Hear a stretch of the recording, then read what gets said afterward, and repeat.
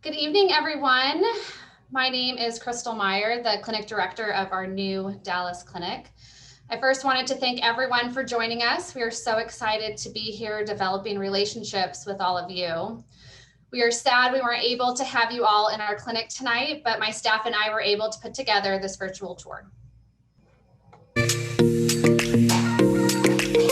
Hi, I'm Crystal Meyer, the clinic director of our new Eeg clinics in Dallas, Texas. We are so excited for you to join our tour today. Please come inside and check out the clinic.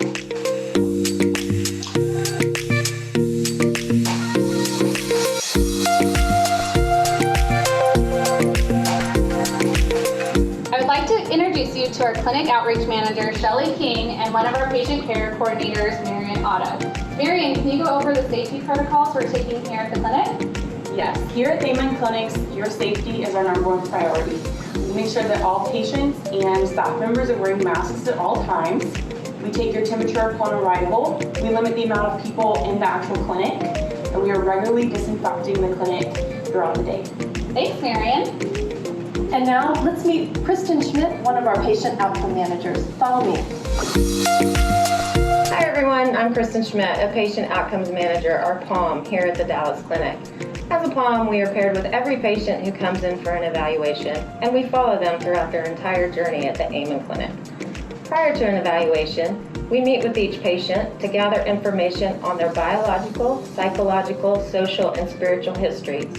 After their evaluation, a POM serves as a coach to help implement treatment recommendations.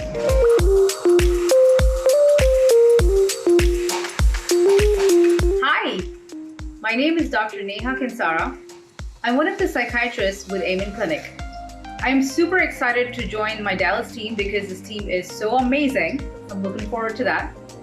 I am trained as a perinatal, infant, child, adolescent, and general, which means an adult psychiatrist. What I love most about Amen Clinic, and that's why I'm here, is we can look into the brain through what's called the Spec scan. The Spec scan describes the very perfect amount and adequate amount of blood flow going into your brain, which is required for optimal brain health. Do you want to know what your brain looks like? Come get scanned and come see one of our doctors at the Dallas Clinic. Howdy, my name is Dr. Witek and I'm a psychiatrist. Amen Clinic approach implements cutting-edge technology to streamline the process of making the most accurate diagnosis. My team and I are very enthusiastic about offering brain SPECT imaging here, and we are looking forward to seeing you in this brand new clinic here in Dallas. And now for the most exciting part of the tour, let's go see the scan room. Now I would like to introduce you to Michael, our scan technologist. Michael, can you tell them what to expect during the scan? Sure. So I'll be performing the nuclear brain SPECT study. It consists of 2 parts. It takes about 30 minutes total. The first part's done in a separate room where you will take a computer test and be injected with the Seratech tracer for the imaging. The second part is the scan. You lay down on this machine here. Your head goes inside the scanner. The 3-headed camera will spin around you. It takes also about 15 minutes. Once that's over, you're finished. Thank you so much for joining us on this tour. We wish we could have everyone in the clinic, but until then, we wish you well.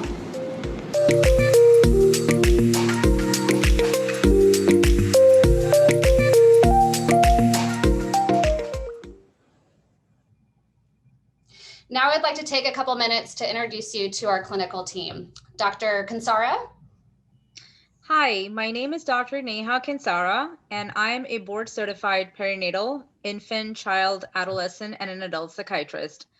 I started my journey with Amen Clinic back in 2018, paved my way starting with Chicago, entered the Reston Clinic, and now I'm going to be a full-time psychiatrist at the Dallas Clinic, and I'm so excited to be a part of this team.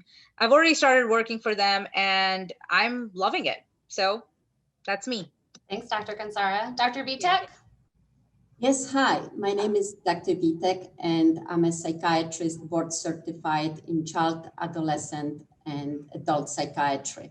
I also have some interest in and expertise in addiction medicine. I would like to welcome you all. Thank you. Dr. Licciardi. Hi, yes, I'm Dr. Candace Licciardi, and I'm very excited to be joining the clinic next month. I am board certified in adult and forensic psychiatry. Thanks. Ronette Leonard. Hi, all. My name is Ronette. I've worked with Dr. Amen in the Amen clinics for 28 years, doing various things, but therapy is my love. I'm a licensed marriage and family therapist, and I'm excited to join the Dallas team. Thanks, Ronette. And lastly, Shelley King, our clinic outreach manager. We, as well as Dr. Amen, will all be available for Q&A at the end of the event. You can write your questions in the chat feature and we will get to as many as we can. Now, I would like to introduce you all to our speaker for the evening. The Washington Post called Dr. Daniel Amen the most popular psychiatrist in America, and Sharecare named him the web's most influential expert and advocate on mental health. He is double board certified psychiatrist and 12-time New York Times bestselling author, and I'm sure that will be number 13 coming out next month. Dr. Amen is the founder of Amen Clinics, which now has 9 locations across the United States. Amen Clinics has the world's largest database of brain scans related to behavior, totaling more than 160,000 Spec scans on patients from over 150 countries. He has hosted 15 national public television shows about the brain, which has aired over 120,000 times across North America. Dr. Amen has dedicated his whole life to changing the face of psychiatry, and opening our Dallas location is just another step in that direction. It has been my privilege to work alongside him for the last 18 years, and now my pleasure to introduce you all to Dr. Daniel Amen. Well, I'm so happy to see everyone. I can't believe, Crystal, you've been with us for 18 years. You barely look over 18. And we're just thrilled to come to Texas and be part of your community. Texas has always been one of our biggest referral states, and we are just thrilled to be there. I get to talk to you for an hour, which, you know, in the age of 18-minute TED Talks is just awesome. And if you pay attention to me, my goal tonight is to help you fall in love with your own brain, but then to see how we can really transform psychiatry, psychology, and therapy into a new paradigm. Because the outcomes in psychiatry, quite frankly, are no better than they were in the 1950s. And that should horrify all of us. So this is going to be a fast-paced lecture. Anybody who wants the slides, you can let Shelley and Crystal know, and I'll make a PDF of them after the talk. And I'm going to show you 4 before and after COVID scans I've never shown before. So with that, let's get going. I'm one of 7 children. My dad, growing up, my dad called me a maverick, and to him that was not a good thing. I actually learned later in the grocery business, my dad was a grocer, people called him a maverick too. So I've been pushing against authority my whole life. In 1972, the United States government still had a draft, and I was fortunate or not to have a very low draft number, and I became an infantry medic where my love of medicine was born. But about a year into it, I realized I didn't really like being shot at. You know, some people run toward fires and firefights, other people run away from them. So I got myself retrained as an X-ray technician and developed a passion for medical imaging. So our professors used to say, how do you know unless you look? And then in 1975, I got out of the Army, finished college, went to medical school, And in 1979, I'm a second year medical student at Oral Roberts University in Tulsa, Oklahoma. So not very far from Dallas. We used to go to Dallas a lot. And someone I loved tried to kill herself. And I took her to see a wonderful psychiatrist. And I came to realize if he helped her, which he did, it wouldn't just help her, that ultimately it would help her children and even later on her grandchildren, as they would be shaped by someone who was happier and more stable. So I fell in love with psychiatry because I realized it has the potential to change generations of people. And I have loved it every day for the last 42 years. But I fell in love with the only medical specialty that virtually never looks at the organ it treats. And with my X-ray background, I knew that was wrong and I knew it would change. And even back then, scientists were saying imaging is the future of psychiatry. Now, even today, many of the academics you'll talk to go, imaging is the future of psychiatry, just not yet. And quite frankly, I'm not patient enough and to wait till somebody decides, okay, now's the time. We have been doing this literally every day for 30 years. 1991, I went to my first lecture on brain SPECT imaging. SPECT is a nuclear medicine study that looks at blood flow and activity. It looks at how your brain works. Mix SPECT with psychiatry, and it'll create the revolution that we are creating every day at the 9 Amen clinics around the United States. SPEC basically tells you 3 things. Is the brain healthy? Is it underactive? Or is it overactive? Here are examples of healthy scans. The one on the left, we're looking at the outside surface. You should just see full, even, symmetrical activity. The color doesn't matter. It's the shape that you're looking at. The image on the right is what we call our active scan. Blue is average activity, red, and then you'll see red and white are the most active parts of the brain, which should be in the back bottom part of the brain because the cerebellum has half, 50% of the brain's neurons. And so just to sort of give you an overview of how to look at these things, healthy versus someone who has 2 strokes, this is why you shouldn't smoke. Smoking actually increases your risk of death if you get COVID. Alzheimer's disease, a 59-year-old patient I diagnosed with Alzheimer's disease. And what we learned is Alzheimer's actually starts in your brain decades before you have any symptoms. SPECT is a leading indicator of problems in the brain, while MRI is a lagging indicator that there are problems in the brain. If you said, hey, Daniel, single most important thing you've learned from 170,000 scans, is mild traumatic brain injury ruins people's lives and nobody knows about it. We'll talk more about that, but I think traumatic brain injury is a major cause of psychiatric illness. And I know this is Texas. I'm not supposed to talk about football because it's sort of like God, but contact sports are damaging to brain function, especially when the brain is developing. The real reason not to use drugs is they damage your brain. Now, I'm actually a fan of not putting addicts in jail. I don't think that's a good idea, but let's not say they're good for the brain.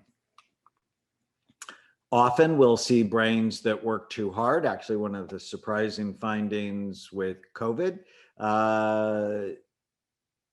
but we see this thing called hyperfrontality with people who have OCD. We see focal increases with patients who have seizure disorders. And we'll talk about it, I believe in this term behavioral seizure disorders, which is why psychiatrists use anti-seizure medications on a regular basis. 1992, I went to an all-day conference on brain SPECT imaging. So a lot of people think I sort of developed this or made it up in my head. My first lecture was in 1991, all-day lecture at the American Psychiatric Association, 1992, given by psychiatrists and nuclear medicine doctors from Creighton University in Nebraska. I was so excited.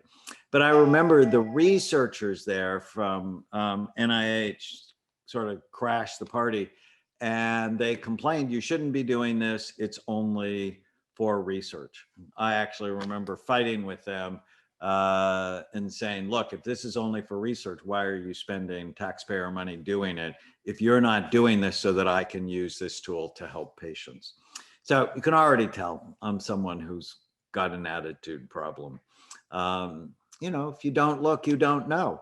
Without imaging, diagnoses, even in 2021, are still made just like they diagnosed Lincoln with depression in 1840. This should make some of you uncomfortable. How did they diagnose Lincoln? So I love Lincoln. I've read everything I can about Lincoln. So I'm sort of a Lincoln file because he failed repeatedly, experienced intense trauma, and yet became a wild success. So I'm really curious about how he did that. But he experienced severe depression several times during his life. And in the winter of 1840, he was suicidal. And his friends took his knives away and took him to see the local physician, Anson Henry, who was actually a friend of Lincoln's. And how did Dr. Henry diagnose Lincoln with melancholia or depression? He talked to him. He looked at him. He looked for symptom clusters, diagnosed, and then treated him. You tell me that's not exactly how most psychiatrists diagnose people with depression, bipolar disorder, schizophrenia, ADHD, OCD, PTSD, with no biological data. And I just argue, I'm a psychiatrist, so I know insanity, that that's insane, to fly blind when you don't have to. The DSM is hurting us because it's not based on any underlying physiology. And the powers that be at the American Psychiatric Association, and I was a member for 32 years, actually hold their highest award. I'm a distinguished fellow of the American Psychiatric Association, so voted on by my colleagues. And yet they haven't embraced imaging because it doesn't validate or back up the diagnostic nomenclature that they make a lot of money on. In fact, imaging teaches us the DSM is really a disingenuous, not helpful document. Giving someone the diagnosis of depression is exactly like giving them the diagnosis of chest pain. Now, why don't cardiologists give you the diagnosis of chest pain? Because it doesn't tell you what's causing it, and it doesn't tell you what to do for it. So now everybody, most everybody who gets a diagnosis of depression ends up on an SSRI, which in large-scale studies, when you combine the published data with the non-published data from the pharmaceutical industries, say they really work no better than placebo. But you would never think of giving someone with chest pain nitroglycerin, and that would be the first thing you'd start with everybody. That would be silly because there's 100 different causes of chest pain, like there are 100 different causes of depression. You can have a brain that works too hard or not hard enough. And we'll talk about how antidepressants prescribed inappropriately can hurt people. So you just have to ask yourself, why are psychiatrists the only medical specialists who rarely look at the organ they treat? Everybody else looks, we do educated guessing. And I just don't think it's good enough. I haven't thought it was good enough for 30 years, and there's just not one thing I've seen that has dissuaded me from that. So before imaging, and I was a psychiatrist and treated patients for nearly a decade before I ever ordered my first scan. And I always felt like I was flying blind or throwing darts in the dark. And that's just not a rational way to be. And it's quite frankly why many people make fun of psychiatrists and they call it sort of a soft science. So I'm going to teach you 50 lessons I've learned from imaging. Number one, normal is a myth, especially during the pandemic. Virtually everybody has struggled with anxiety, depression, panic disorder, insomnia, worry. So if you feel bad, you're normal. Brains are like faces, which means they have all different sort of shapes. Age and sex matters. The older you get, the more serious you should be about brain health. Females tend to have healthier, busier brains, but that also gives them a higher risk of depression because their limbic or emotional brain is also busy. As I said earlier, we see problems on Spect years before they develop. And someone might report being healthy, but their scan might look like it's troubled because we're seeing a leading indicator of trouble. And when do you think the treatments for Alzheimer's disease work? Really, really early or really, really late? Early, of course. A healthy scan, full, even, symmetrical activity or perfusion, which just means blood flow. The active scans really vary over age and gender. Children have really busy brains. As you get older, things settle down. Here's an example of a healthy scan. Police officer actually in Houston. His brain looked really good. You see activity here in the back, everything else reasonably quiet. This is actually my mother's brain. She had a resident normal, healthy brain for many years, great activity in her cerebellum. She was the club champion at the Newport Beach Country Club. All right, lesson number one, you will develop brain envy. This is actually my first scan when I was 37. My goodness, that seems like a long time ago, about 30 years ago. And my brain wasn't healthy. It was hurt here on the left side. I played football in high school. I had meningitis twice as a young soldier. And I had a lot of bad habits. You know, I never drank, never smoked, or did drugs. I just thought that wasn't smart. I'm the kind of person that likes to be in control of my mind.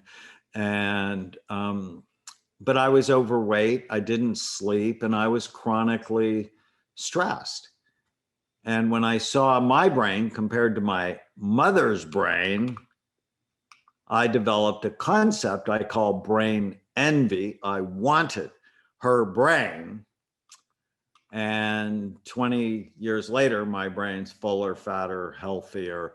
And that's sort of the whole point, is you're not stuck with the brain you have. You can make it better. And I can prove it. And I have thousands of before and after scans showing when you do the right thing, the brain gets healthier. And when you do the wrong thing, the brain gets worse. So it's this concept I developed, brain envy. Freud was wrong.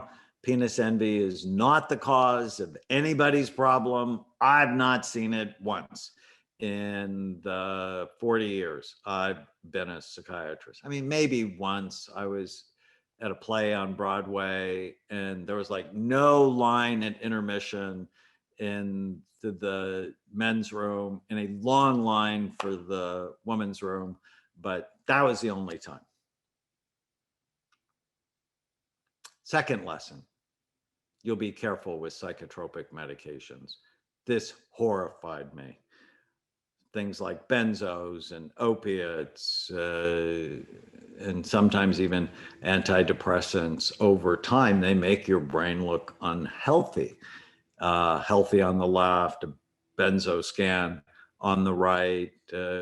When I did my training at the Walter Reed Army Medical Center in Washington, D.C., Xanax had come out into the market. And so we were taught to use a lot of it. And then when I saw the Xanax scans I had prescribed, I'm like, oh no, we're going to stop this. Because I remember at ORU, they taught us in medical school, first do no harm, use the least toxic, most effective treatments.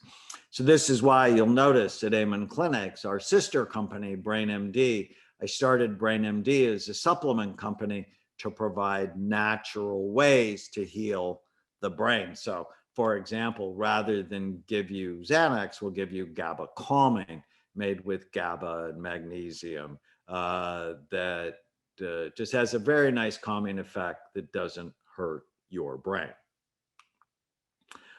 You won't let your kids play tackle football because playing football damages the brain. I mean, there's really, when I started my NFL work in 2007, I got no end of grief. The NFL was completely in denial that there was a problem, but our imaging work had clearly shown it was a problem. So I partnered with the Los Angeles chapter of the NFL Players Association. We've now scanned and treated 300 NFL players. I mean, like some really cool players like Terry Bradshaw, Freddie Dreyer, Rosie Greer, Jack Youngblood, Dick Butkus, and high levels of damage. So stop lying about it. Playing football is a brain damaging sport. There's just no way around it. Brain is soft, about the consistency of soft butter. Skull is really hard. Skull has sharp, bony ridges. You can't go fast and then stop, even if you have a helmet on, without it damaging the organ that makes you you. The organ of intelligence, character, decision-making. You just can't do it. So I'm not a fan of contact sports for children. I think it just doesn't fit the science. Now, if you played football like I did, or you let your kids play football, you'll work hard to rehabilitate their brains. This is one of my players, Duval Love, an offensive guard for the Rams, who'd been arrested before I had seen him, who was 410 pounds and not much muscle. Over the year I saw him, he lost 110 pounds. Oh, he went back to school, got his master's degree, and his brain was better. You'll take sleep apnea more seriously. It's one of the things that clearly damages brain function.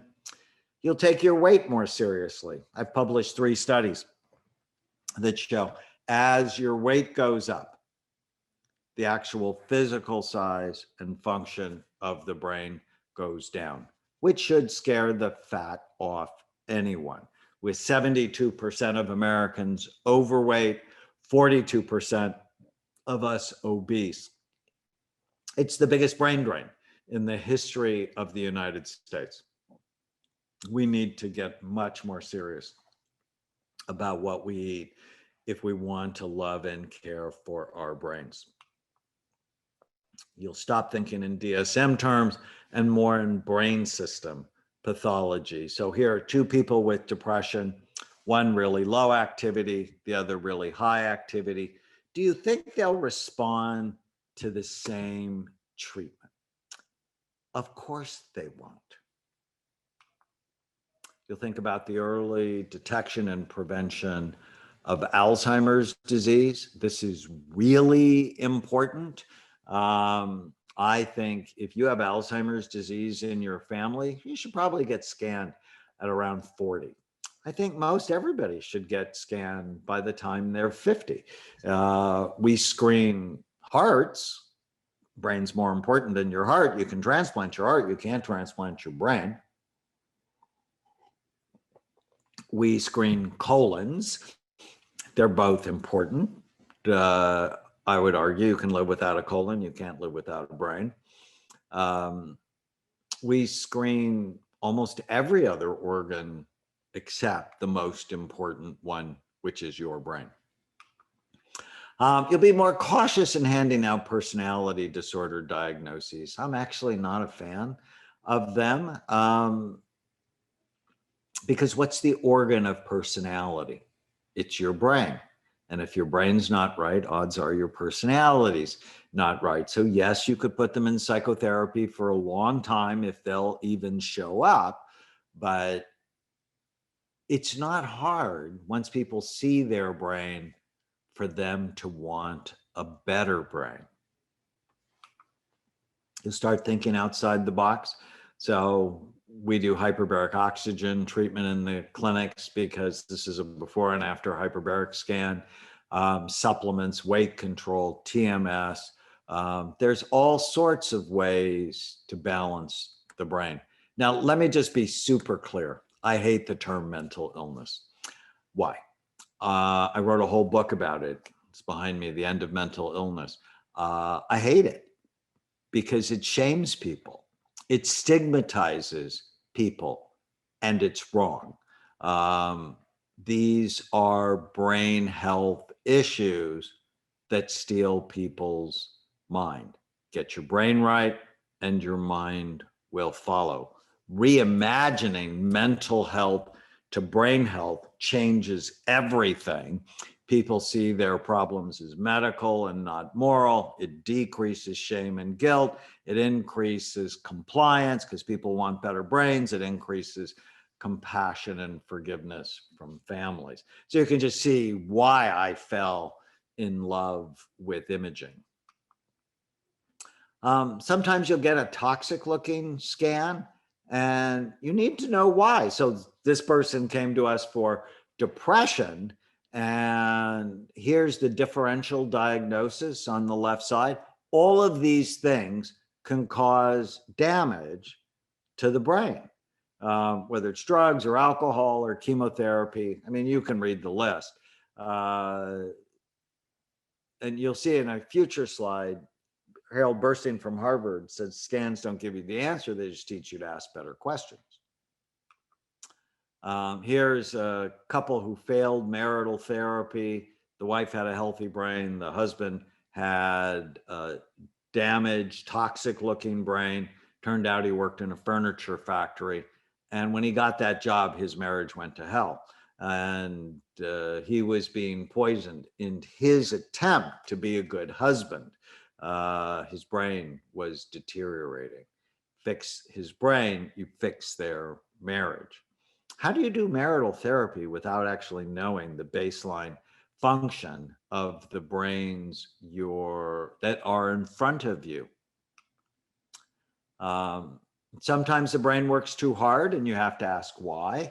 Is it bipolar disorder? Often. Sometimes it's an inflammatory process. Sometimes it's a variant of ADD that we call the ring of fire, that you put them on a stimulant, 8 times out of 10, you'll make them worse. So here are the COVID scans. The one on the left is before, the one after. What we've seen, I have about 30 COVID scans and I have 4 before and after scans. What you see is this is actually not too bad. A little bit of basal ganglia and limbic activity flamed after COVID. So it's causing inflammation. Again, not too much. Increased activity flamed, which means it's causing inflammation. These two sort of about the same, although the cerebellum looks damaged after COVID. And here, actually pretty healthy, flamed or increased activity. So that's typically what we see with infections early on in the process. So we see it also with Lyme disease, increases, but over time, if it becomes chronic in the brain, we see overall damage to the brain. You don't want COVID. For all the COVID deniers out there, 20% of people who get it end up with mental health issues or brain health issues. As we talked earlier, imaging will completely tell you to get serious about TBI. And even if you never send us a scan, I mean, we hope you do, obviously, but what I want you to do is start asking your patients 6, 7, 8 times whether or not they've had a head injury. And many of you are trained to ask about that. Once I was trained to ask about traumatic brain injury in all psychiatric patients once. And I was an Army trained doctor, and head trauma is pretty common in soldiers. And what the scans taught me is I had to ask over and over again. So my first scan, the guy said no. I had his scan. It looked like he had traumatic brain injury. And so I went, "Are you sure?" He said, "What do you mean?" I said, "Have you ever fallen out of a tree or off a fence or dove into a shallow pool? Have you ever had a concussion playing sports? Have you ever been in a car accident, bad falls, fights?" And he went, "No, no, no, no. When I was 7 years old, I fell out of a second-story window. Do you think that counts?" Maybe. Or people go, "No." I had somebody this week, "No, no, no. Oh, I was chronically on Vicodin." It was an actor I saw yesterday. "I was chronically on Vicodin because I had 2 whiplash injuries, but I hit my neck, not my head." I'm like, huh, what's on top of your neck? It's your brain. And in a whiplash injury, just think of the physics of what's going on inside your skull. It often impacts the function of the brain. We had talked about hyperfrontality. It just means the frontal lobes work too hard. And we see it in people with OCD spectrum disorders. So OCD, OCPD, obsessive compulsive personality disorder. In oppositionally defiant disordered children, we see it often in autism, especially, this is an autism scan with weak cerebellum. When you see it, people get stuck, they're worried, they're rigid, they're inflexible, and we see it in certain types of anxiety and depression. This is the type that would respond to an SSRI. You want to care about your prefrontal cortex, that front third of your brain. When it's low, they could have ADHD, schizophrenia, could be from a traumatic brain injury or the medications they're on. Low prefrontal cortex activity predicts relapse in alcoholics. It's associated with a lack of conscientiousness, which means you die early. It's one of the biggest predictors of longevity and some forms of depression. So we don't look at the scan and go, "Oh, this is your DSM diagnosis." No, we don't do that. We take really detailed histories, and then we put the scan in the context of your life. And it's like, "Oh, you have ADD," or, "Oh, yes, clearly you're depressed and you have low blood flow to your brain." So we need to repair and stimulate your brain. You'll learn a lot working with us about your patient's temporal lobes. They're underneath your temples and behind your eyes. They're involved with mood stability, learning, memory, temper control. And when people have trouble there, they might have epilepsy, this thing we call behavioral seizure disorders. The diagnosis is temporal lobe dysrhythmias, often decreased in dyslexia on left-sided problems, and nonverbal learning disabilities or social skills problems when it's on the right. Goes with mood instability, irritability, temper problems. Virtually every case I've seen of intermittent explosive disorder, there are temporal lobe problems.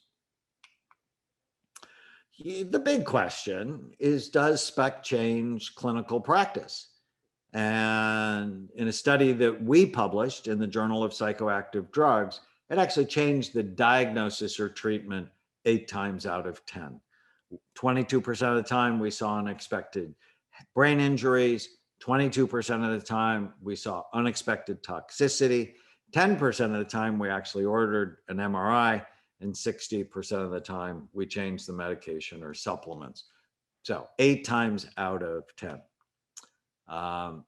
So one question you should ask is, what can a scan tell me that I cannot get through history, mental status exam, a physical exam like a neurological exam, or neuropsych testing? Well, Harold Burstein, again from Harvard, says it teaches you to ask better questions. A history will never tell you the underlying physiology of the patient's brain that's in front of you. A history or a neurological exam or neuropsych testing will never tell you, is the brain overactive, underactive, injured, or toxic? Spect helps you prevent mistakes. This is Cody. Cody was 17 when I met him. He had failed drug treatment program, 3 residential treatment programs, 6 medications, 6 psychiatrists. And as he was sitting on the couch in my office, he told me he wanted to cut his mother up into little pieces. And I'm like, wow. And then I saw a scan. He actually had the cyst the size of a tennis ball occupying the space of his left frontal lobe. You can see it in his MRI below. You really didn't just put this kid on medication without addressing the underlying blob in his brain. That just makes no sense.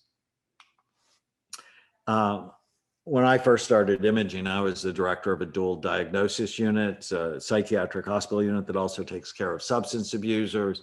And the scans were just so helpful to break denial, to increase compliance because people get brain envy, to help understand comorbidity. Substance abuse and ADD go hand in hand. Substance abuse and traumatic brain injury go hand in hand. It helps you follow treatment. And we use the scans a lot in education and prevention. This poster, Which Brain Do You Want? We have a new version of it, but it is hung in 100,000 schools, prisons, churches, treatment facilities around the world. Scans decrease stigma. I love that. Patients and families sees the problem as medical and not moral. So it decreases shame, guilt, self-loathing, and anger, increases forgiveness and compassion from families. We have nothing else in psychiatry that is this powerful or this immediate. Increases compliance. One of my patients, I love Stephen, who's paranoid schizophrenia, wouldn't take his medicine. He's actively psychotic. And Ronette is actually on the call. I remember the day when our offices used to be next to each other. And she was doing his intake, his history, and she knocks on my door and she said, "Daniel, I'm afraid of him. Do you mind if I see him with my door open?" Red flags went up in my brain. And I'm like, well, let me go say hi.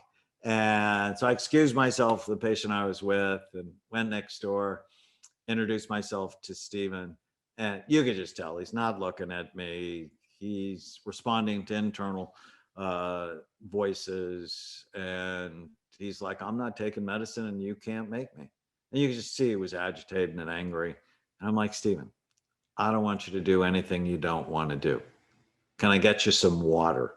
Just to calm the situation down. And as I sat with him, I said, hey, would you mind if we looked at your brain? And at the time we had scans around the clinic, and he's like, yeah, you can do that. And this was the image that came up on the computer screen. And I compared it to a healthy brain.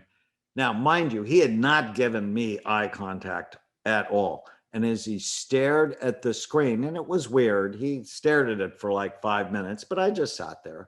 And then he turned and looked at me.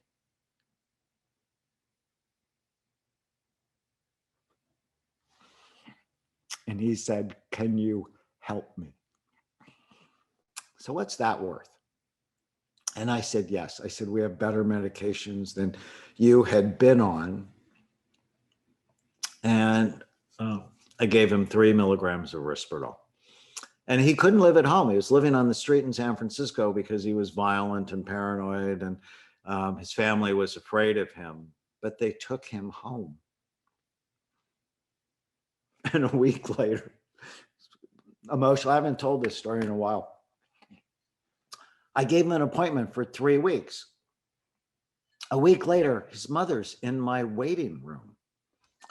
And because I went out to get a new patient, and I look at her, and she was on the board of the National Alliance for the Mentally Ill.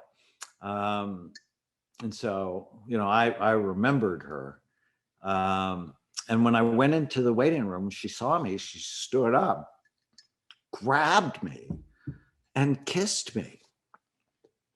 And she was sort of cute, so I didn't mind at all. And I'm like, thank you. What's that for? And she said, you can't believe it. Stephen's so much better. I don't think he's hallucinating as much. He's not aggressive. He's so apologetic because he knows he was rude to you. And that's why we do what we do. And when Ronette and I saw him 2 weeks later, he was so much better. He was calmer, he was sweeter, and he wanted a better brain. And I paid for his follow-up scan because I just had to know. So a month later, this is what his brain looks like. You are not stuck with the brain you have. You can make it better. And that's why we do the work we do, you know, in spite of the grief we've gotten from our colleagues. And about 20 years, I tuned them out because I just don't care, right? If you don't look and you want to criticize me, I just don't care about you. You're irrelevant. In fact, if you're not looking at the brains of your patients and you're flying blind, I sort of have contempt for that. And I know I have to work on that and be better. It gives hope. You see before and after treatments. One of my ADD patients who also had dyslexia, she ran the National Dyslexia Association. It was just so cool to fix her brain. You learn infections matter. It's a toxoplasmosis scan, but we've seen Lyme patients, we've seen herpes, we've seen all sorts. There's going to be a whole branch of infectious disease psychiatry in the next couple of decades going forward. The idea you can have behavioral seizures. You shouldn't smoke because they cause strokes. That's what a stroke looks like. I love this slide. It's sort of, you know, rather than call someone an asshole, you can go, you know, I bet your frontal lobes work too hard. These people are worried, rigid, inflexible. Things don't go their way. They get upset. They tend to be oppositional, argumentative. It's just a new way to explain behavior. Dehydration matters. Your brain is an organ. Your brain is a physical organ. So if you're dehydrated, you're not going to get enough energy to your brain. So make sure you're eating lots of vegetables that have a lot of water in them. That helps. It's actually better than drinking water. Meditation helps activate the brain. I've published 3 studies on a Kundalini yoga form of meditation. And what we saw, it strengthened the front part of the brain while it calmed the emotional centers in the brain. How cool is that? It's a 12-minute meditation, and it did it consistently and predictably. Trauma can live forever in the brain. This is what we call the diamond pattern.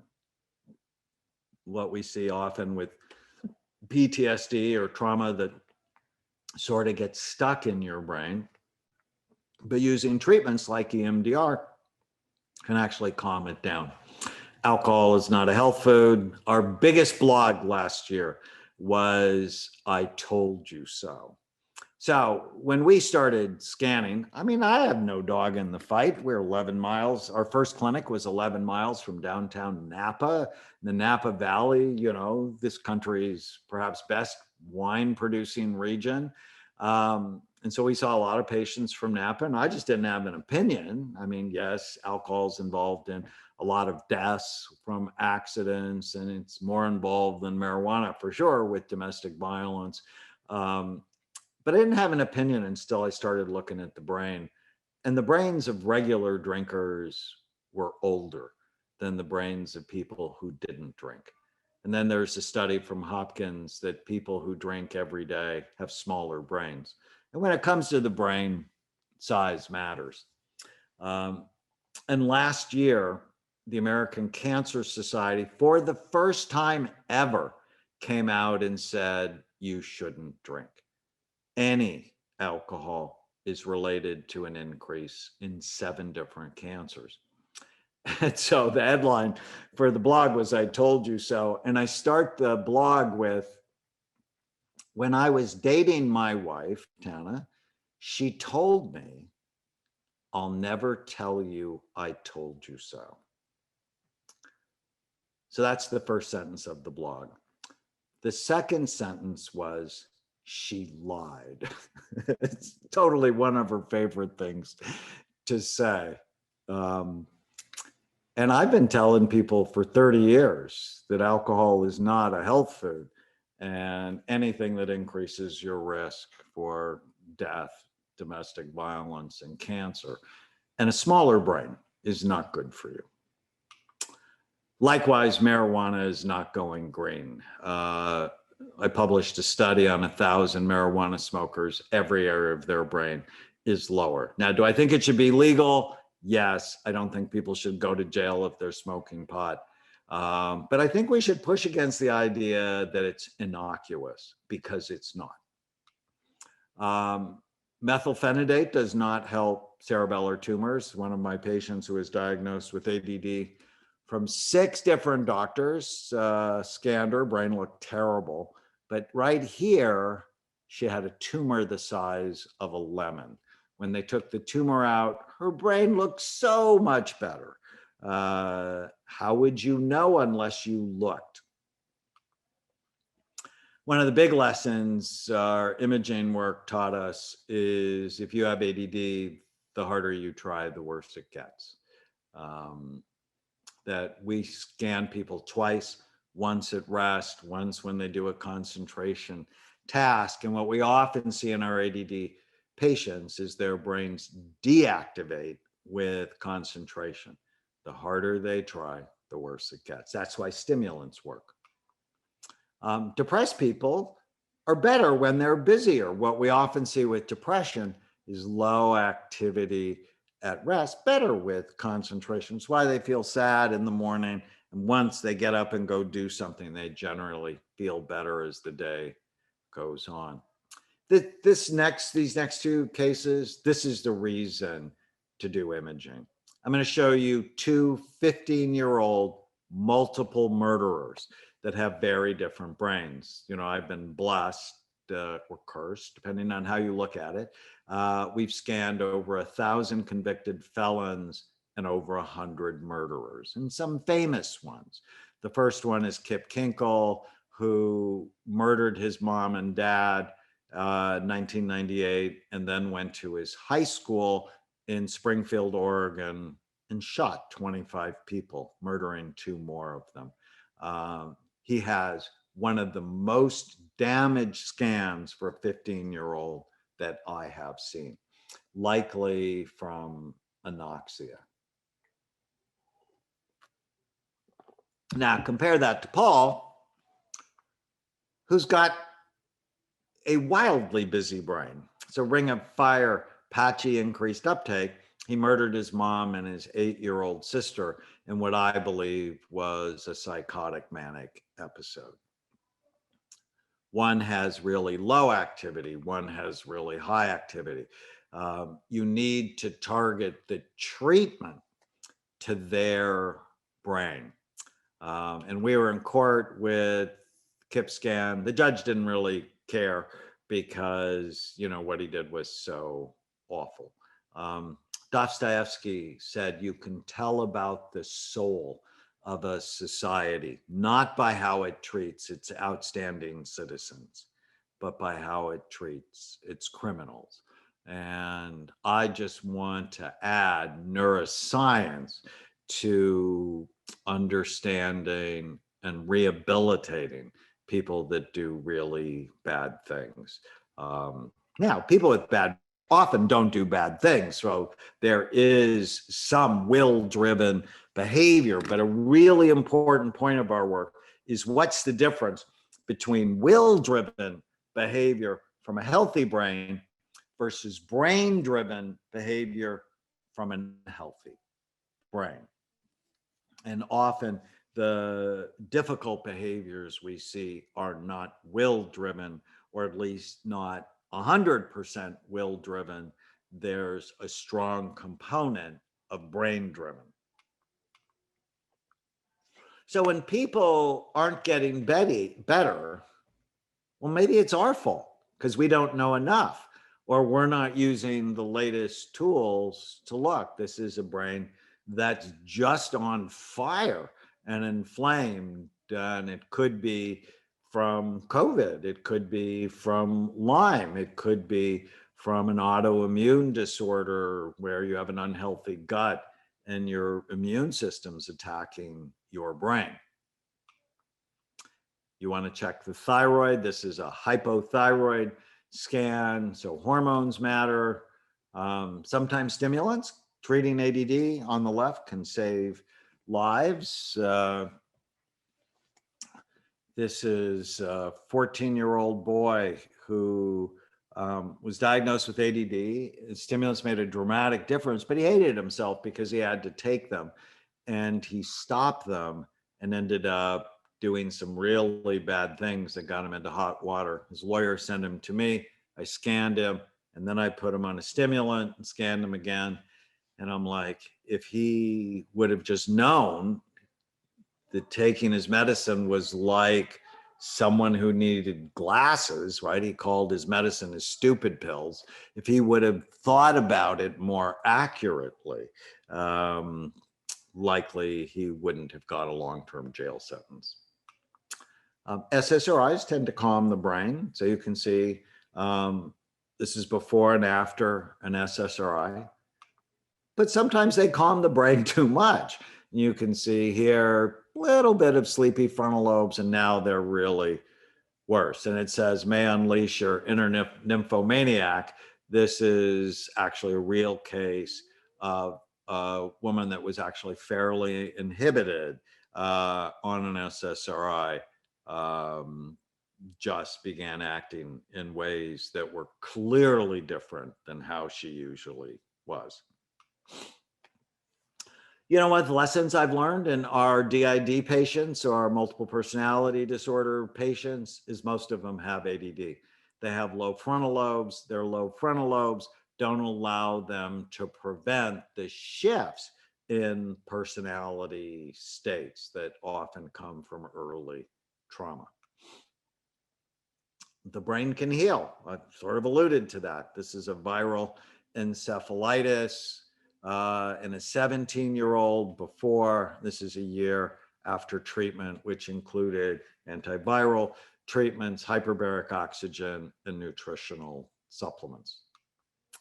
Hyperbaric oxygen before and after. Thoughts matter. You know, where you bring your attention determines how you feel.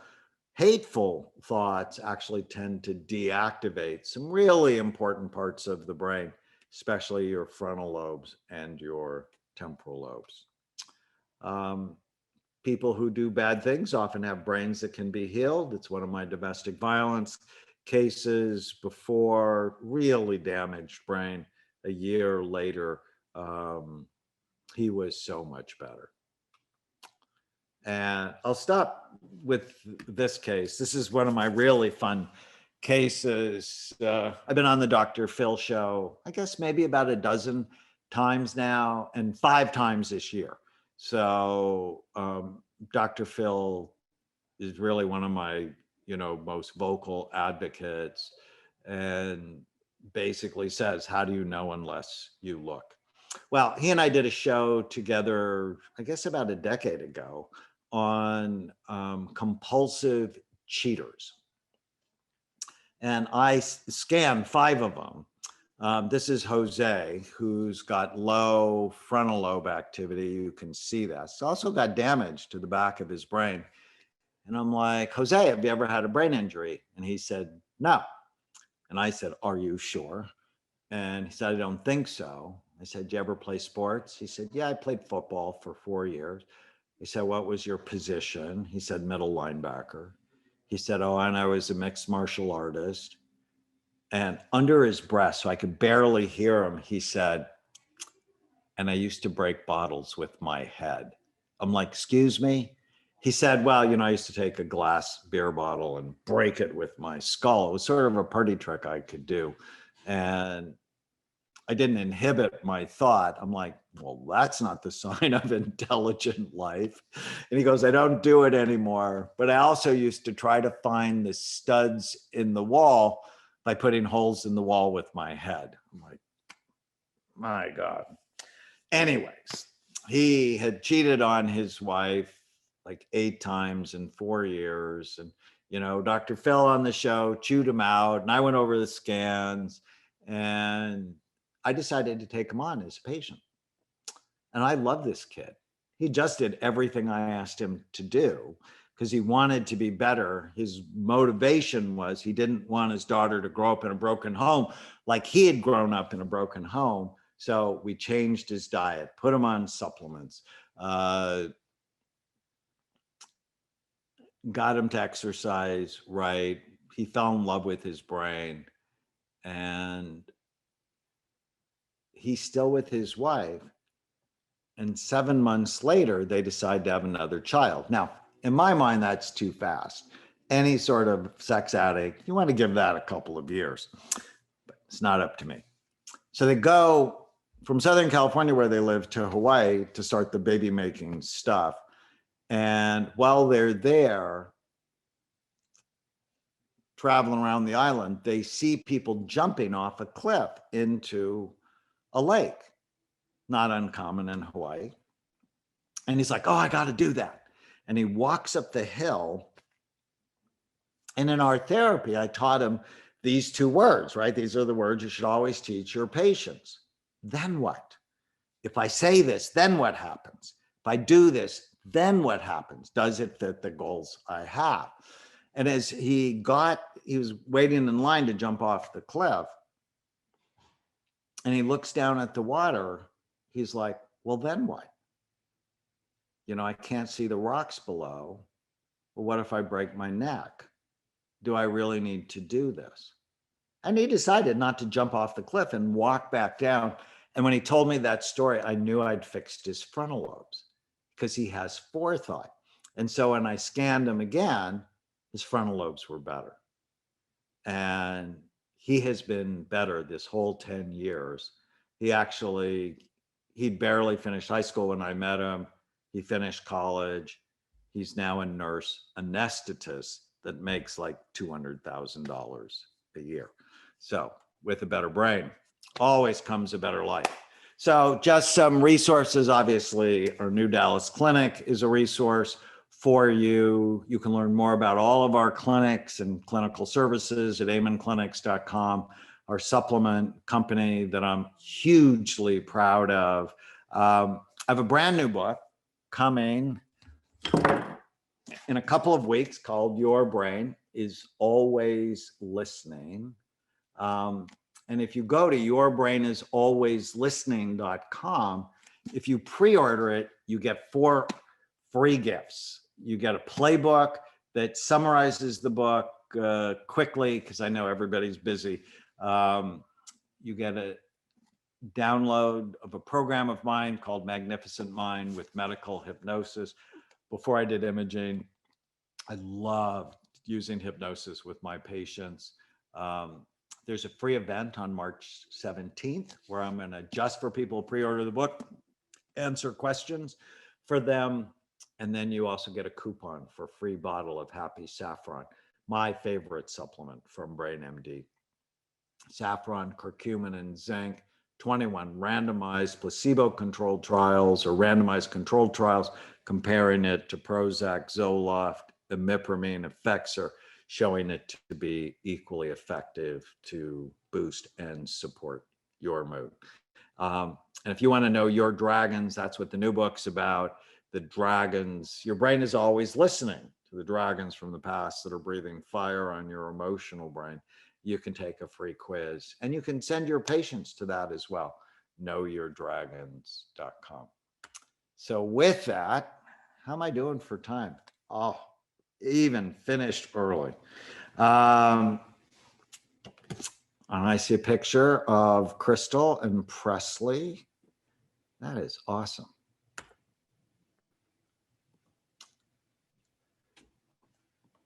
Can you share the address again? amenclinics.com, brainmd.com. Your brain is always listening.com or knowyourdragons.com. So Crystal, how did I do? You did fantastic. Thank you so much, Dr. Amen.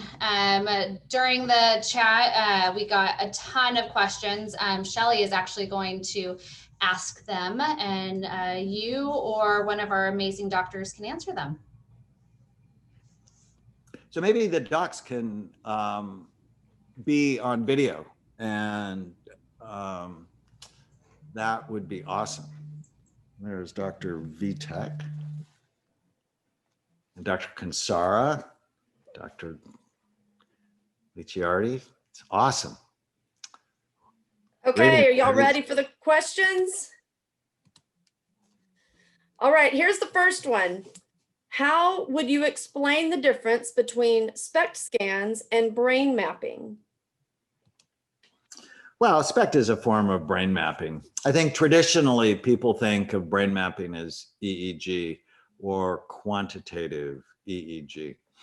And I'm a fan of quantitative EEG, but just think about it.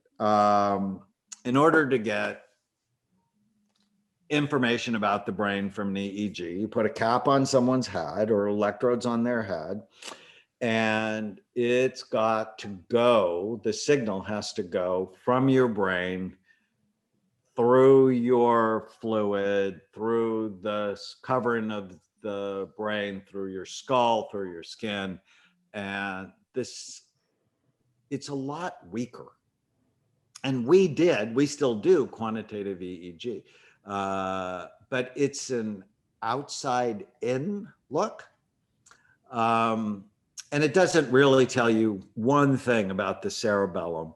And it doesn't really tell you anything about the deep structures in the brain or most of psychiatry. We have the brain here. So most of psychiatry does not happen on the outside top surface of the brain. Most of psychiatry actually happens on the underside of the brain, in the hippocampus and the amygdala, the underside of the frontal lobes, the thalamus, the basal ganglia. And mapping doesn't really get a good look at that at all.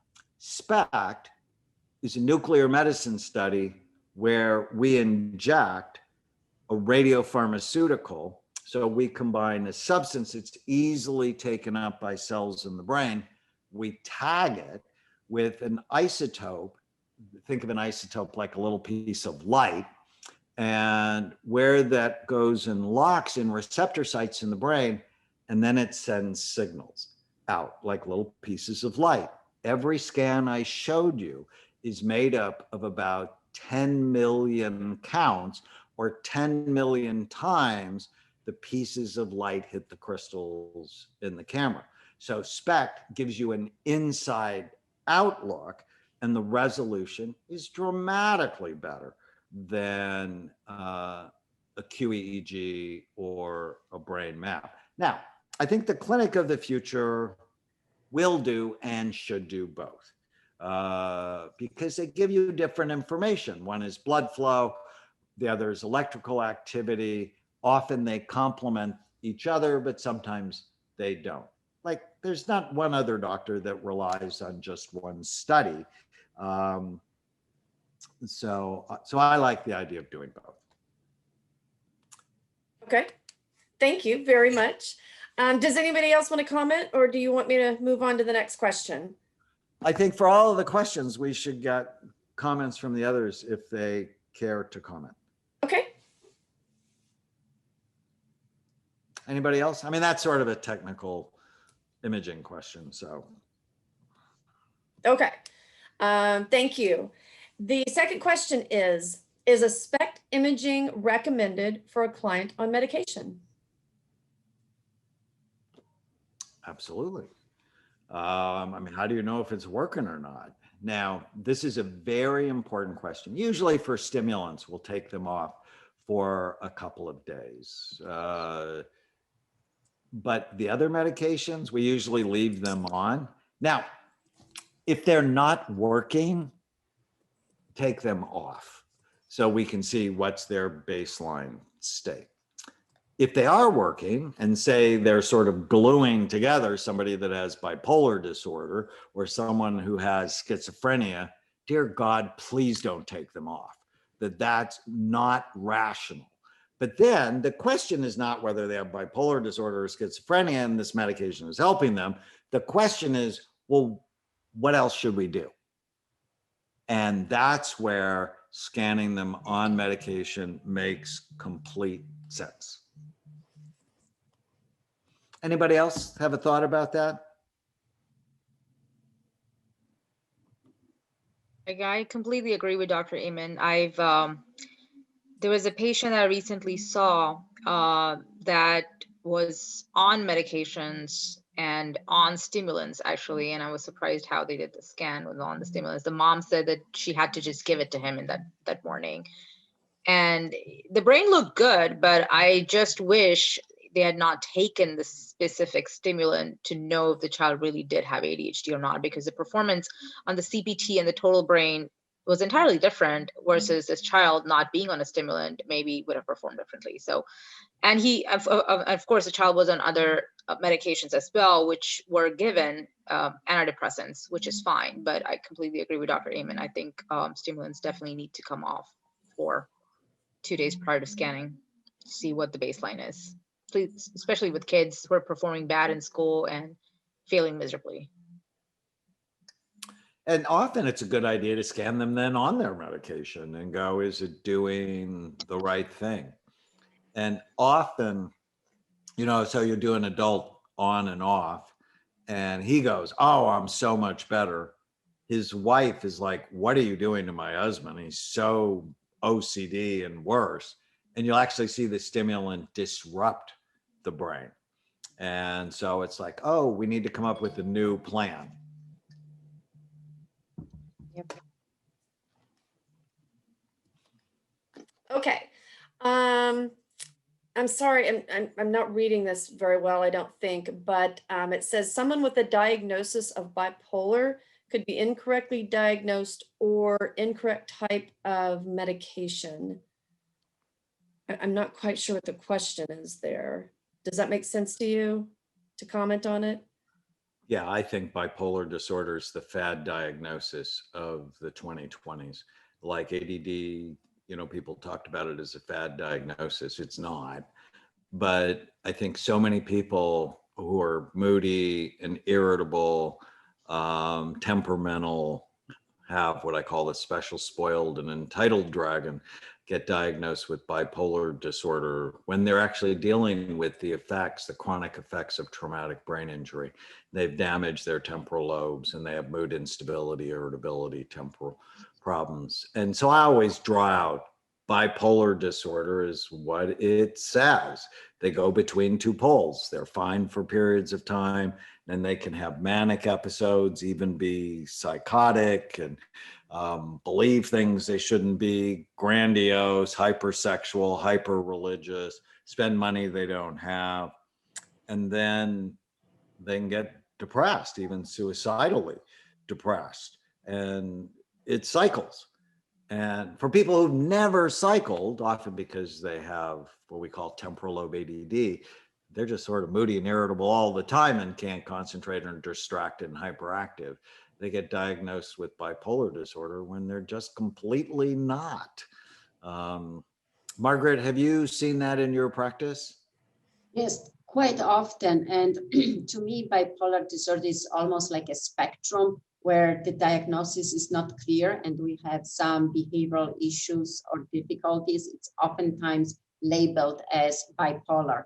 Um, in my practice, I've seen quite often. So having the Spect available, it really helps out a lot to make a determination to what extent it is bipolar per se, or we are dealing with just other entities that manifest with some behavioral issues that may mimic something from the bipolar spectrum, I would say.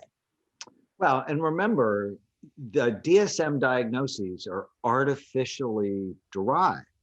And so you think of it as bipolar, and we try to put people in categories, but there's this really great paper that came out at the beginning of last year. And let me just see if I can reference it quickly, because it's just stunning and what it said in going after the DSM and how disingenuous it is. So I'm just going to read it. Explosive 2019 study published in Psychiatric Research confirms what I've been saying for decades. Making psychiatric diagnoses based solely on symptom clusters is scientifically meaningless and disingenuous. The study, led by University of Liverpool researchers, focused on a meticulous analysis of 5 chapters in the DSM: anxiety disorders, depressive disorders, trauma-related disorders, bipolar disorder, and schizophrenia. Their main findings highlight the shortcomings of the current diagnostic paradigm. There is major overlap of symptoms among diagnoses. Many diagnoses overlook the role of psychological trauma and head trauma. The current approach rarely takes the individual into account. The study deep dive into the numbers showed just how murky and inconsistent the diagnostic model is. For example, there are almost 24,000 possible symptom combinations for panic disorder, compared to just one possible combination for social phobia. Equally concerning is that 2 people could receive the same diagnosis without sharing any common symptoms. The sheer number of combinations of symptoms make the ability to arrive at an accurate DSM diagnosis nearly impossible. Take this stunning fact. In the DSM-5, there are 270 million combinations of symptoms that would meet the criteria for both PTSD and major depressive disorder. Think about that, right? How's the scan going to tell you, is it PTSD or major depression? When 5 other commonly made diagnoses are seen alongside these 2, and that's not unusual in clinical practice, this figure rises to 1 quintillion symptom combinations, more than the number of stars in the Milky Way. The paper concludes that following a different approach may be more effective than remaining committed to what they call a disingenuous categorical system. It needs to go away. And we need, I mean, yes, you and I, Margaret, we can tell in 10 minutes if somebody's depressed. But what we can't tell is why they're depressed. We can make up theories, right? Like he wanted to marry his mother and kill his father, which is lunacy. But how do you come up with accurate information without any biological data? It just seems insane. Dr. Licciardi, any thing to add here? Yeah, I've encountered for years, and I've even been, training residents, and I tell them, not everybody fits into a DSM box. These are check boxes and lists that people aren't boxes. We had created this paradigm to create some sort of reference, but it doesn't work for everybody. And sometimes you've got to look at the person in front of you and what are you doing for them and what is it they need, because they're not going to fit in a nice little checkbox the way the DSM is written. Great. Couldn't agree more. Shelley? I actually wanted to jump in really quick, Sorry. Dr. Freeman. There was another question related to bipolar, so I just kind of wanted to stay with that. It said, can you get an accurate brain scan if, for example, bipolar is misdiagnosed and a scan is done while on medication? Well, see, let's just be clear. We don't make a diagnosis from the scan. We make a diagnosis from all of the information we obtain. And so clinical history is really important, which is why we torture our clients a bit and have them fill out the equivalent of about 25 pages of information. We often talk to their family, we scan them, and we have a sense of what the medication may or may not be doing. Again, if they're bipolar and the medication is helping, we're not likely to take them off the medicine because we don't want to trigger a suicide attempt, a psychiatric hospitalization, a psychotic episode. So we're rational in that way. I mean, would it have been better to get them in the middle of their psychotic episode? Yes, but we're not going to chance it. So I think we'll be able to say, this is what their brain looks properly medicated. Given their scan and their history, this is the diagnosis and the plan we recommend going forward. If the SPECT scanning identifies dysfunctional areas of brain functions in the occipital or parietal areas of the brain, does the Amen clinics have protocols for this? Well, the question is why? Common, I saw another comment about sleep in the chat. Often sleep apnea will show decreases in the parietal lobe, so we'll get that assessed. It's a very common thing we see. Occipital lobe decreases, most commonly it's associated with head trauma, so we'll work to rehabilitate that. It's something we are excellent at, but sometimes it can also be associated with Lewy body dementia, kind of dementia that is associated with Parkinson's disease. So putting a person through our memory rescue program would be something we would want to do for that.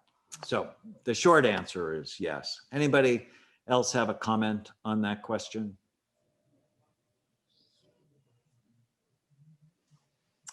If not, let's move on. We've had a couple of questions, Dr. Amen, about insurance. Can you answer why, or the main reason why we don't take insurance? It's always a fight. I mean, the reason we don't take insurance, it actually started in 1992 when managed care took over mental health care, and they wanted the psychiatrist to become the candy man, the pharmaceutical rep, and just prescribe drugs and let everybody else do the therapy. And I was like, no, I'm not okay with that. And so decided if you wanted to see us, you had to pay us and you fight with your insurance company. The imaging, it's always a fight. People go, it's experimental, even though I think most of the rest of psychiatry is experimental, we're not. And I would have to hire double the amount of staff in order to sort of do that. We have an insurance specialist that helps people with their claims and helps them if they get their claims denied, but it just wouldn't work for us. And so we work with a company called Care Credit where people can pay it over a year or two. And when people see the value in what we bring, they generally can figure out how to get assessed and used our services. But do you have a better answer, Crystal? Don't. Another couple people asked this question about the radiation. Yeah, it's a question that it's a really good question. It's an important question. But you have to put it in context. People are not getting scanned for fun. They're getting scanned because there's a medical issue. And the level of radiation is exactly the same as a head CT, which is ordered literally millions of times every year in the United States. So we don't do it for fun. We do it for medical reasons. And if you drink 32 ounces of water around the time you get scanned, it decreases the radiation in half. It's never a reason not to do a scan for someone who needs it. You know, the alternative is a quantitative EEG. Already talked about why, you know, we think Spect is superior. Now, it is true, if you date one of my children for more than 4 months, I am scanning you. It's just part of the protocol. And, you know, it's funny, the New York Times Magazine criticized me for that. You know, they said I used it as a tool to discriminate against people with mental health issues, which is just complete nonsense. My son-in-law has a mother with paranoid schizophrenia and a father who killed himself. And my hope was when he saw his brain, he'd get serious about making it better, which I think he did. And my youngest, her boyfriend found his mother who had killed herself when he was 12 years old. So you can bet I wanted to look at his brain. It was so helpful for him. He got on the right supplements, his anxiety was less. But when it comes to radiation, often the hysterical people go, oh my God, I remember I was doing a death penalty case, and Helen Mayberg, who's been, you know, sort of my antagonist in my professional career, she was testifying that scans don't mean anything. This is a murder, this is a capital punishment death penalty case. And I scanned him twice. I scanned him at rest, and then I put him on methamphetamines because he committed his crime on a meth run. And I put him on a legal form of methamphetamine. And she wrote a letter to the judge that I was giving him radiation for no good reason. I was exposing him to radiation for no good reason.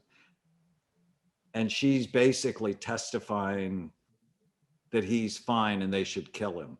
I just thought it was, what's the right word? Ironic. So anyways, 8,000 nuclear medicine procedures done on children last year at Boston Children's Hospital.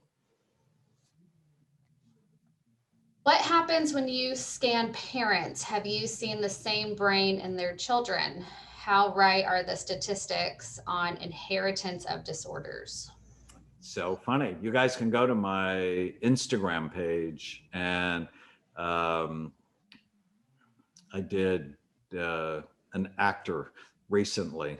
Her 18-year-old had exactly the same scan. I was really interested.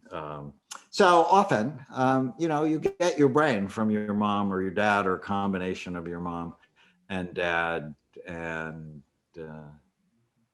the apple often doesn't fall far from the tree. I think I'd like to add on that. I just saw a family where the daughter was scanned and the dad was scanned after that. I saw them both on the same week. It was so interesting, Dr. Amen. Their scans look pretty much exactly the same. The same exact medication worked for both of them, and the same exact supplement is working for both of them. So it's wonderful. Yeah, it's great. Thank you. As a woman, is it best to get a scan before the menstruation cycle, or if you have brain issues throughout the month, would the timing not matter? So I've written about this extensively. As Crystal knows, I have 5 sisters and 3 daughters, and I completely believe in PMS or PMDD. And so the first time I had a patient after I started scanning people, she'd actually attacked her husband with a knife at that 3 days before the onset of her cycle. So I scanned her the next day, and her frontal lobes were low and her cingulate was hot. And then I scanned her 11 days later. So during the worst time of her cycle and the best time of her cycle. And during the best time of her cycle, her brain was just completely normal. I'm like, well, I really do believe in multiple personality disorder based on what's happening with your hormones. I think the answer to the question is you should get scanned during the most vulnerable time of your cycle, because that's what's making you unhappy, and that's what we want a picture of. So usually your scan is your scan, unless you do something to change it. Scans are pretty reliable over time, except menstrual cycle. You really want to know where they are, if their moods change. Obviously, if they're drunk or intoxicated, their brain will change. But other than that, they tend to be pretty stable.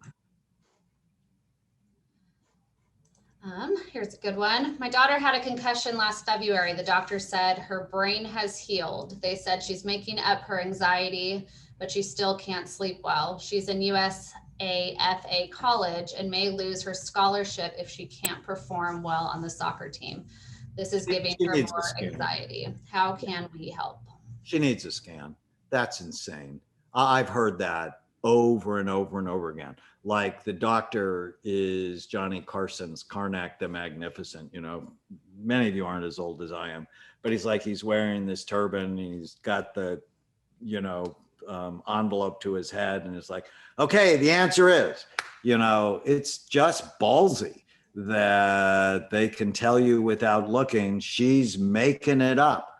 And I have to tell you, I'm not a fan of that. When people tell me they're in pain, I want to know why. Why is she anxious? And that is one of the most common sequelae of concussions, is they've damaged the temporal lobe. I'm going to be on HSN and QVC for my new book coming up, and I'm being interviewed by Andrew Lessman, who is an attorney, and he's just an awesome human being. I love Andrew.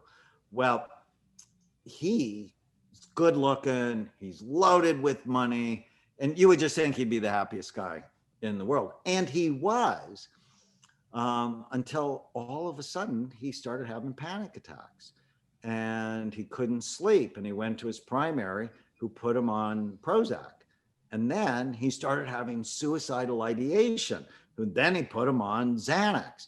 And he's like, I've never wanted to die. I have no reason to die. And he'd seen me on TV, and I agreed to see him. He had a dent in the left front side of his brain. I'm like, why is your brain crushed? I'm like, when did you have a traumatic brain injury? And he said, I haven't. And I said, are you sure? He said, oh my God, 2 weeks before my panic attack, I was mountain biking in the Santa Monica Mountains, and I got into an accident, and my helmet hit a rock and split my helmet, but I didn't lose consciousness.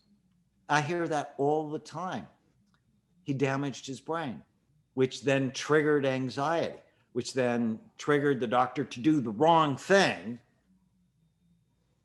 where he almost lost his life. We have to stop that. It's like when people say, I'm not myself, I'm anxious, we need to stop shaming them, like snap out of it. I mean, that's like telling somebody who can't see, snap out of it. I mean, it's insane what we're doing. And we can do better. So in that case, she needs to be scanned. We need to actually see what's going on and then work to rehabilitate her brain. And it's very common in soccer players. Say someone would come for a scan, do you work with their psychiatrist? Of course we do. If the psychiatrist sent them to us. If the psychiatrist didn't send them and don't want you to come, I mean, you got to have an open mind, right? If you don't have an open mind, it's really hard. But yeah, we've had over 10,000 physicians and mental health practitioners refer to us over the last 30 years. So, you know, when people say, oh, nobody believes them, it's like, no, a lot of people believe us. And we actually have a program, our brain health professional certification course, where we teach you to do what we do in your practice. And then obviously love it if you need a scan, you send them to us. How many violent, untreatable brains do you come across? And then what? We come across a lot of violent brains. I mean, I collect them. I sort of like them. You know, you're untreatable if you're uncooperative, right? If you sort of don't get it and you won't do what we ask you to do. And there are those people, you know, their grandmother paid for them to come and they're really not interested. But on average, people have 4.2 diagnoses. They failed 3.3 providers and 6 medications. So they're a treatment-resistant group we see. At the end of 6 months, if we treat them, 84% are better. So we would never say everybody gets better because that wouldn't be true. But a very high percentage of people get better, especially if they do what we ask them to do. Will a brain scan? We should let the others comment if they have a comment on that. Neha, Margaret, any thoughts? Well, from what I've seen is kind of not very clear situations. And we do get patients who has history of violence, and then they can collect their behavior and thoughts, and the whole process goes smoothly. However, we do have patients with not so significant history of violence or behavioral difficulties, and something sets them off before like taking the scan or coming for the test. So it's really, yes, it's happening. It's not very common, and we always kind of are prepared that some unexpected behavior may happen, and we want to embrace it before it escalates. But yes, sometimes, especially for children, getting scanned, it's a totally new experience, and everything it's new with injection and things like that. So with preparing young patients, we typically are able not to have any significant behavioral outbursts. I'd like to add something really quick. I think for a lot of folks, just seeing the pictures of their brain improves compliance. It takes the stigma out of it, and it's real and it's tangible. One of the reasons why I like working for the Amen clinics is we get to see people get better because we can measure it rather than using our own measuring stick. So even the most violent, sometimes when they see it, how do you argue with it, right? Well, no doubt it's work, right, Ronette? I mean, you know, you and I have been at this a long time. The scan gives you such good information, but it's work, right? I mean, it's not magic. I mean, every once in a while it's magic, Right? We like that, but Mhm. it's you still need to do the right things over time. Mhm. Yeah, and we can't make them. Dr. Kinsara? Yeah, I haven't seen a lot of scans of violence yet. I'd like to. Maybe I'll go into your inventory and check it out. But I do agree with Dr. Witek that there could have been a incident or incidents that could have led to the specific violent activity. And I'm glad if we can catch that scan at the specific time to look at it before and after. Be very interesting. You know, our hero story is of my nephew who attacks a little girl on the baseball field for no reason out of the blue. Ends up with a cyst the size of a golf ball in his left temporal lobe. Take out the cyst, you know, he's not violent. And this is 25 years later. He's just a good human being. Sometimes it's biology. Most of the time, you have to assess violence in a biopsychosocial, spiritual context where, yes, you have to look at the brain, but it's not just the brain, it's also their mind and how they think, the social circle they're in, and why the heck do they care? You know, what are their morals and their values, their sense of right and wrong? All of those things matter. But if you don't look at the brain, you don't really know. Someone just posted, it wasn't a question, but more of a comment, but she said, when my son saw his scan post fourth concussion, he said, so I'm not dumb, I'm not lazy, I have a broken brain like when I broke my ankle. He owned it and was ready to do what I took, or do what it took. And that's what I love about what we do so much, is it takes psychiatry out of it, it makes it more medical, and it takes the taboo or the stigma out of it and makes our patients more compliant. Love that. A couple more questions.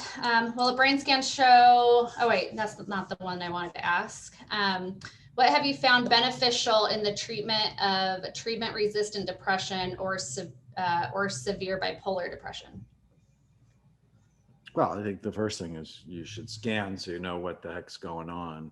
And then in the end of mental illness, I write about our bright minds approach to understanding and treating the brain. So do they have low blood flow? Does their brain show premature signs of aging? Is there inflammation markers? What are their genetics? Have they had head trauma? Have they been exposed to a toxin? Do they have this thing I call mind storms, which is the behavioral seizure disorders? Is there an infection? Do they have a hormonal imbalance? What's going on with their blood sugar and their sleep?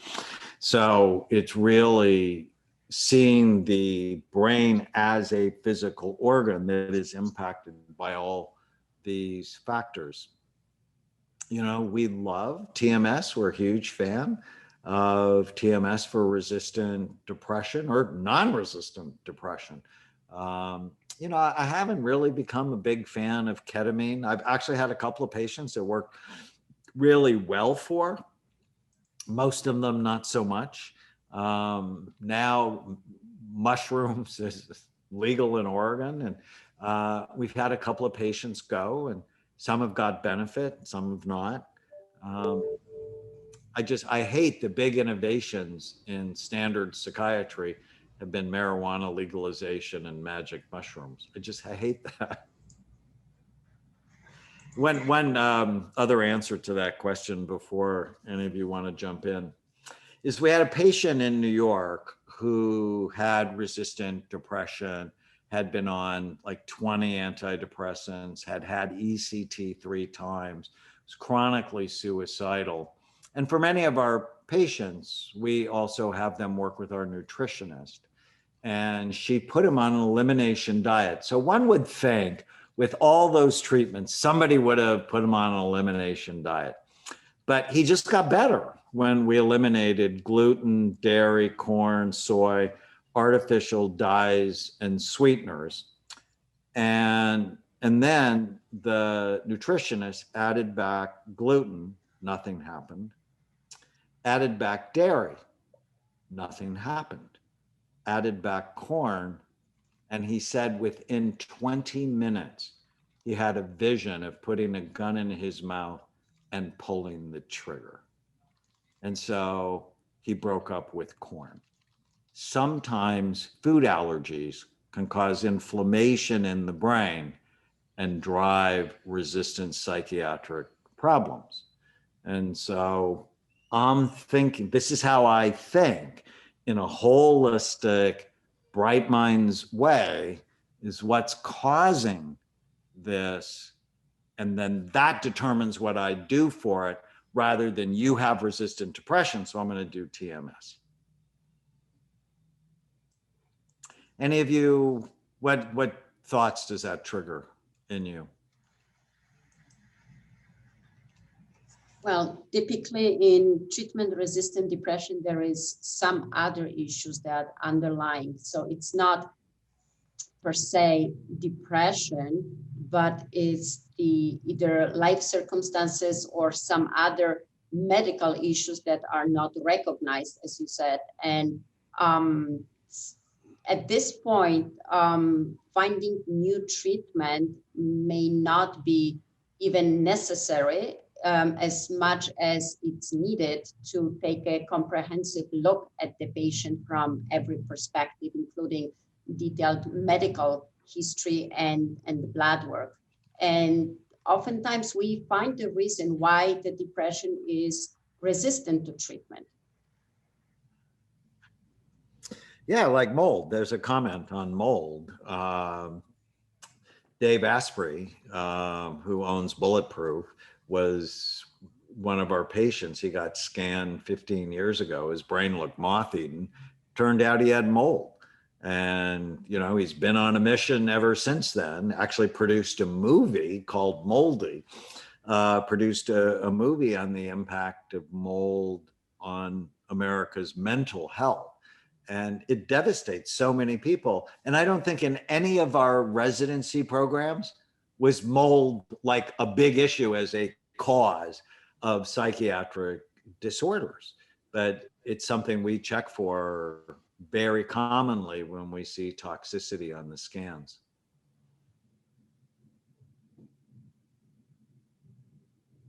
Dr. Amen, can you comment on multiple sclerosis and how working with the Amen clinics may or may not do anything for that?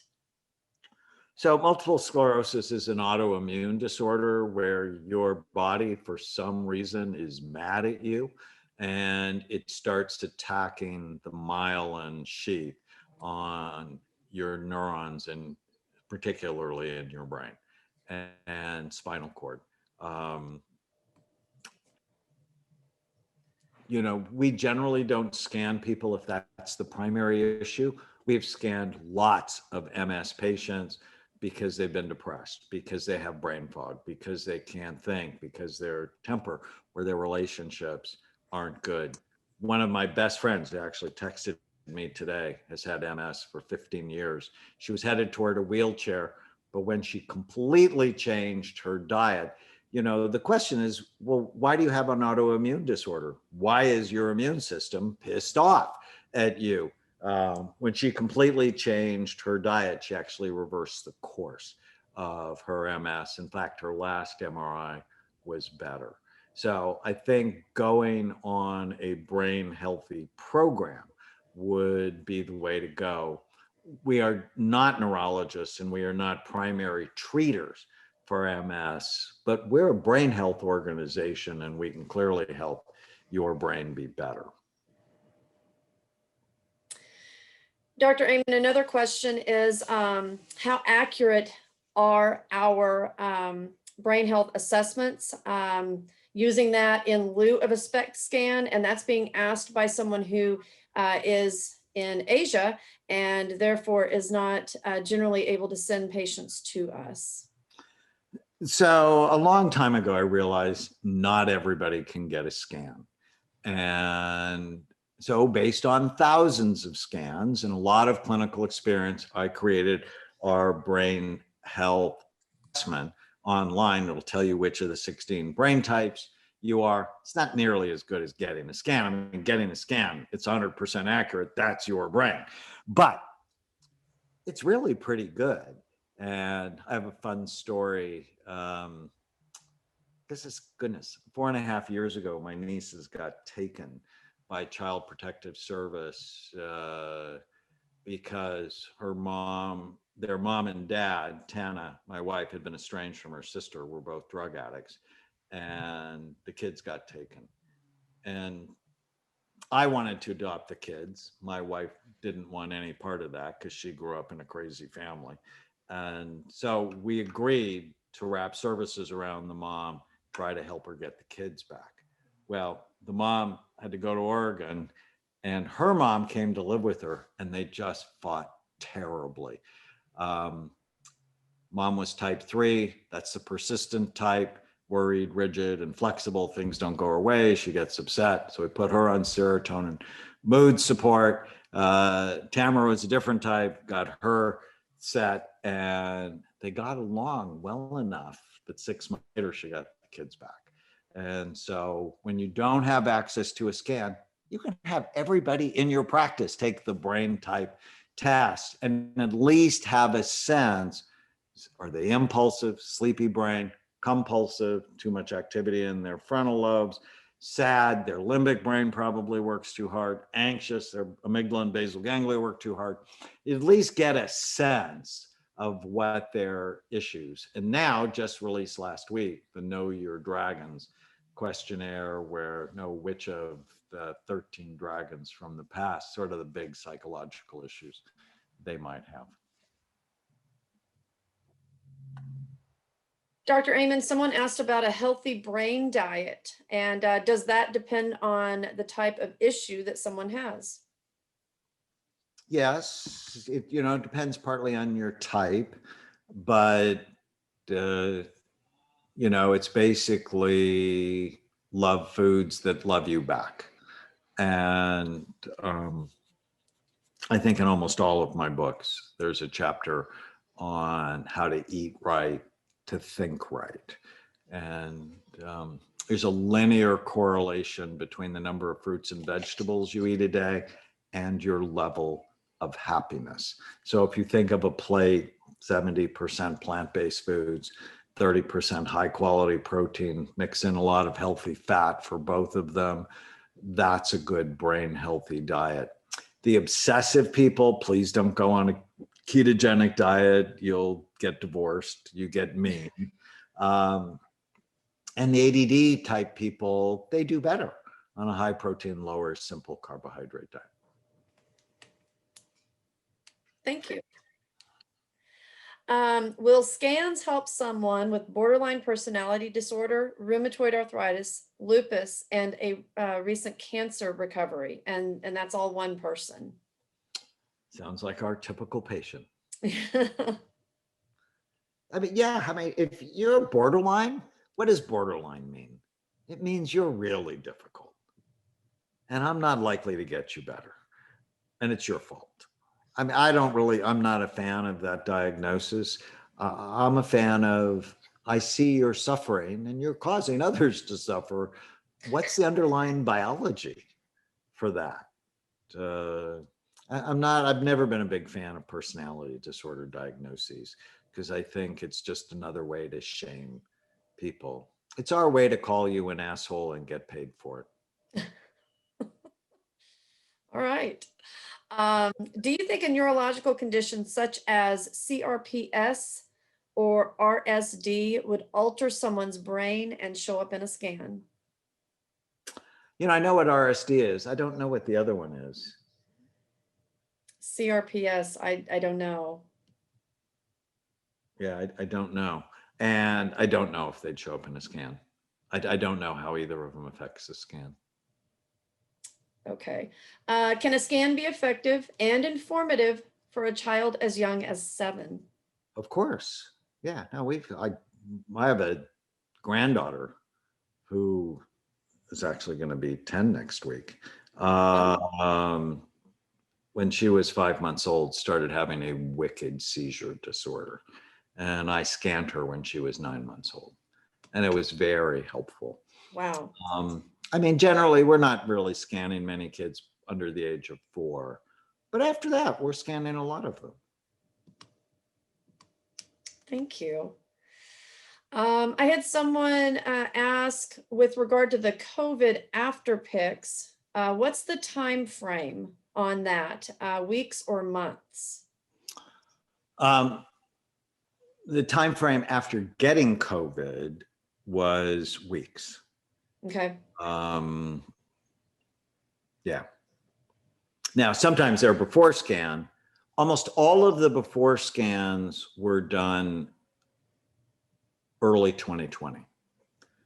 And so there wasn't a big range of time between their original scan, getting infected, and their follow-up scan. And I have this whole group of about 30 other that had been exposed to COVID. We're all keeping track. You've been exposed to COVID. Daniel wants the scans. And some of them look damaged, but then, there are patients coming to us. They could be all sorts of reasons they're damaged. But there's a lot of that sort of limbic, emotional hyperactivity in the scan that I think is going with inflammation. And there's a whole bunch of people who have neurological and psychiatric symptoms subsequent that they didn't have before they got COVID.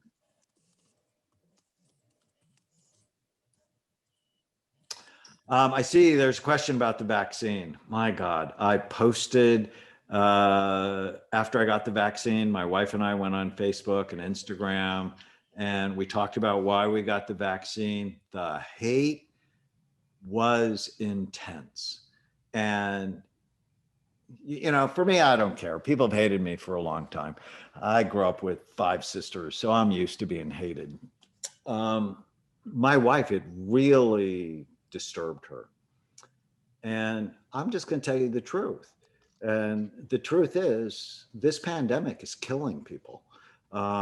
Mental health problems, suicide, depression, they're skyrocketing. We need to get out of this pandemic. And we're not getting out of it with herd immunity. And the vaccines are going to help. Vaccines are not of the devil. Now, I'm not a big, let's vaccinate everybody as soon as possible for everything. I've always been a cautious vaccinator.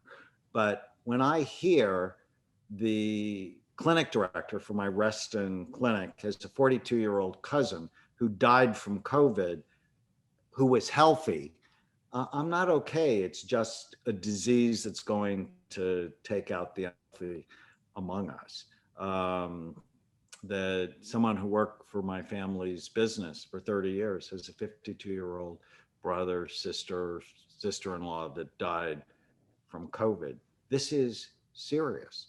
And, the good news about the vaccine, if you get it, yes, I got it. My arm was sore for 2 days. It was like my wife punched me. The good news is it is actually very good at preventing COVID from killing you. And it's very good at preventing COVID from putting you in the ICU on a ventilator. And it's really good at preventing COVID from getting from your lungs to your bloodstream and causing systematic disease. It's not very good at preventing you from getting COVID. You still can get COVID and you still can spread COVID. So it doesn't kill the virus, it just makes you able to tolerate it. I think not a lot of people know that. It actually has pretty low side effect profile for most people. They've done it on a lot of people now. I'm a fan and I'm encouraging my staff. I mean, I'll never make them do it. I'm encouraging it But what I've told them, and I told them that this week, is, just because you get the vaccine, you can't be stupid. You still have to be thoughtful. I hate the term social distancing. It's a bad term. It's physical distancing. We still need to give space so the virus doesn't jump from me to you. So that's my thought on the vaccine. I hope you don't hate me for it, but if you do, I'm going to just talk to you like I'm your doctor, and you can come back or not.